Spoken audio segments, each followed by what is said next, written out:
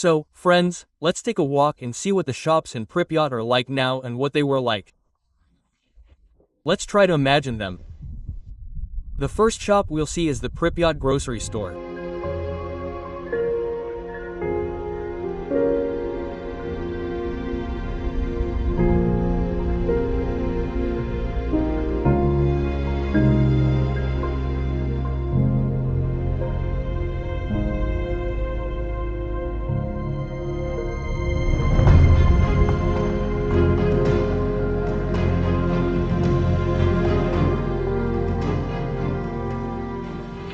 Those doors.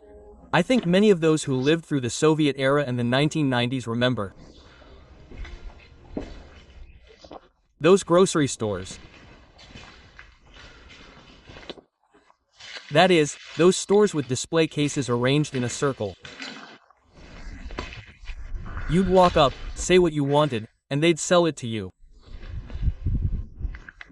Some of them, in fact, have been preserved here. These display cases. The produce was located here.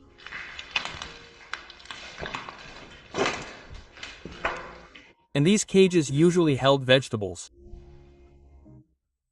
There were also separate vegetable sections and specifically grocery stores, which sold only vegetables and fruit.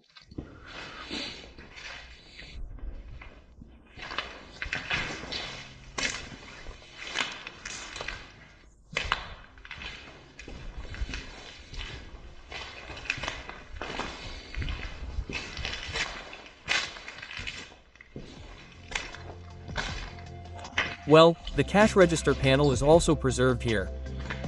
There it is. These are those powerful scales.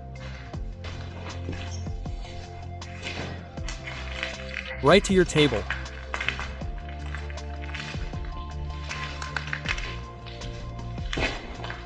And these are standard scales. Many remember them being used at the markets.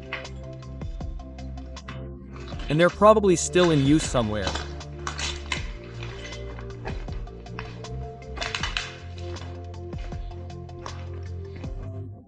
This is the pitiful state the Pripyat grocery store is in now.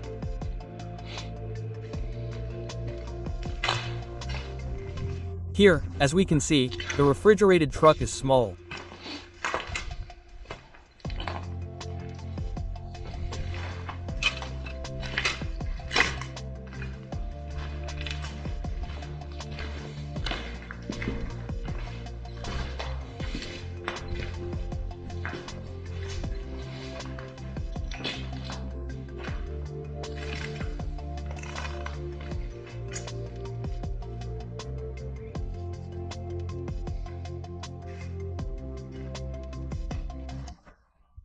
Dear friends, we are now moving into the building of a sporting goods store. This store specialized in selling cars, motorcycles, and bicycles, as well as numerous parts for them. There's a ZIL truck parked outside the courtyard. Abandoned here. After the Chernobyl nuclear power plant accident. The truck doesn't have significant radiation contamination, so it wasn't subject to disposal. The radiation level is 46 microroentgens per hour. This is slightly above the norm. The metal itself is also relatively clean. Relative, of course, it can't be used for its intended purpose.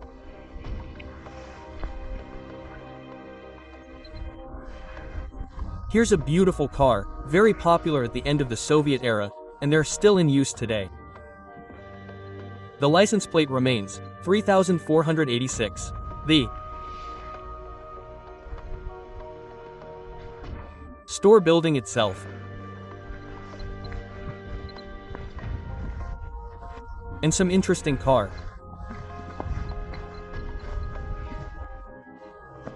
Some kind of device, its purpose is unknown to me, but perhaps someone knows. Please let me know in the comments.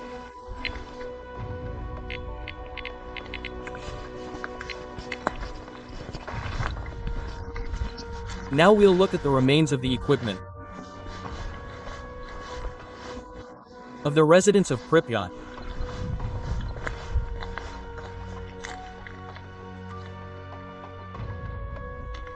This one looks a lot like a first model Zhiguli or a Zaporozhets. It's hard to say. This is a motorcycle frame.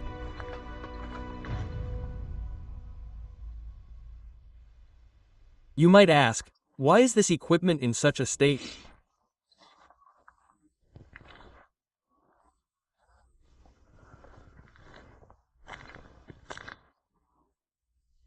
Most likely, this equipment was quite heavily contaminated, and special machines, IMRS, were used to, so to speak, destroy it so that no one would use these vehicles, sell them, drive them, sell them, or salvage parts from them, which would then end up in the markets of Kyiv, Kharkiv, and other cities in Ukraine or the Soviet Union.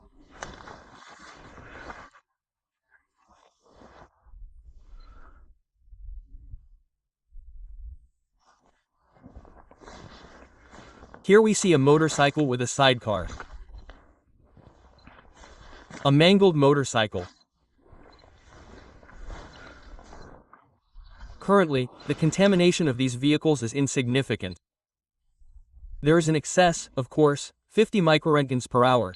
That's a little less than twice the excess. Well, as I already said, the half-life of cesium-strontium has already passed, so the radiation level has already dropped significantly compared to the first years after the accident. Incidentally, the license plates are even still there. So, we can measure the radiation level on the ground. There's even a little more on the ground,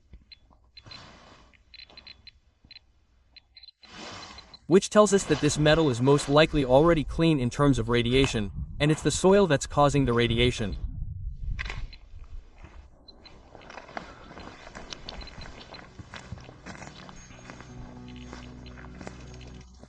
It reminds me of a Moskvich.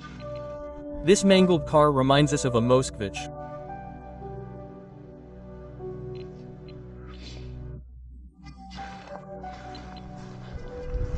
Of course, I'd love to see at least a few of the surviving cars of Pripyat residents, but unfortunately, they're all either buried in landfills or look completely disfigured like this.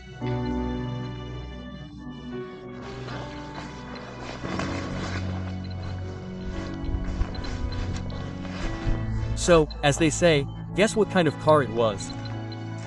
I'll show you a closer look.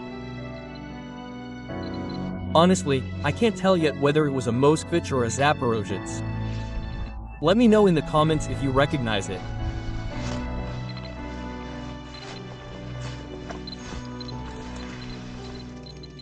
This is what the car looked like. Oh, and many are wondering, what about the former residents whose cars were left here, and they were destroyed like this? Every resident of Pripyat was given either monetary compensation or a new car.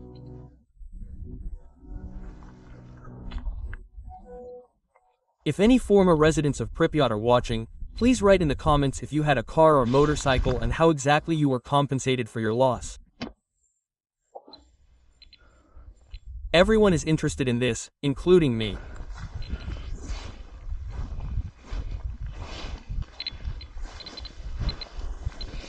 Well, it's really hard to figure out what kind of car it was.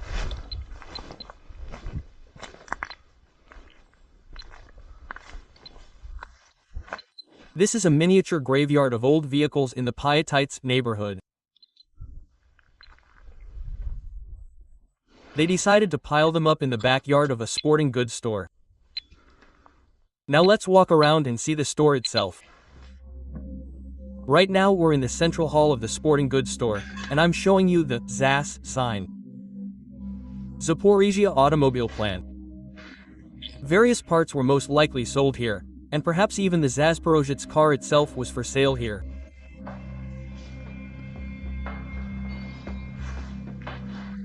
Car cosmetics.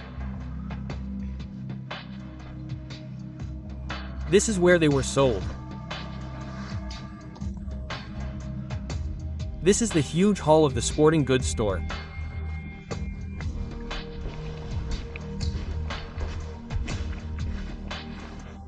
There's even a motorcycle sidecar in more or less good condition here.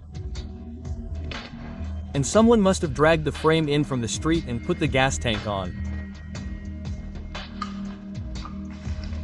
Here, in such good condition, one might say, by the standards of Pripyat, by the standards of the exclusion zone, a motorcycle sidecar has been preserved. Perhaps motorcyclists are watching me. I think they will appreciate how valuable this artifact is.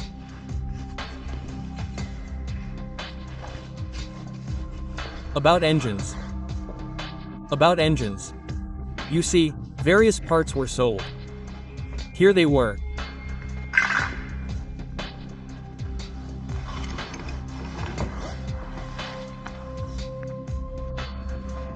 A participant in the regional seminar of Kyiv, Svitoshinsky district. I wonder what some booklet is doing here in Kyiv.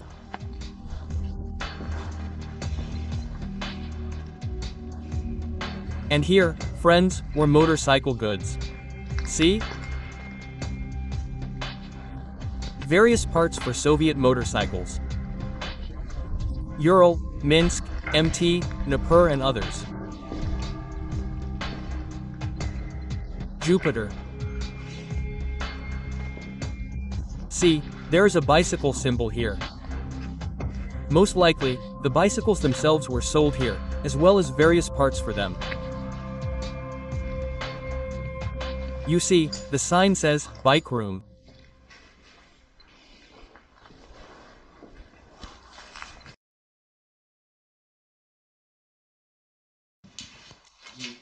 Dear friends, we are now in a furniture store, an electronics store.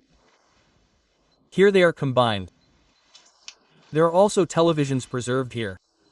Well, you could say, preserved. Naturally, all the valuable ones are water. Only the box itself, and so to speak, the picture tube, survived.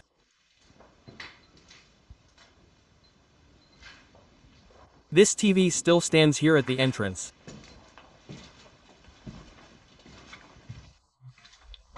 They were most likely seriously contaminated, and their removal from Pripyat was prohibited. This was before the Chernobyl nuclear power plant accident. Until 1986, this store sold marvels of Soviet household appliances: washing machines, televisions, sewing machines, tape recorders, radios, thermoses, and more. The Pripyat electrical goods store is located in the city's second micro-district. It was one of the most important retail outlets in Pripyat, and many people from neighboring villages came here to buy scarce goods. Many expensive electronics were taken by liquidators and used within the Chernobyl zone, if these items were relatively clean. Unofficial data suggests that much of this was sold at flea markets across the Soviet Union, especially in the harsh 1990s.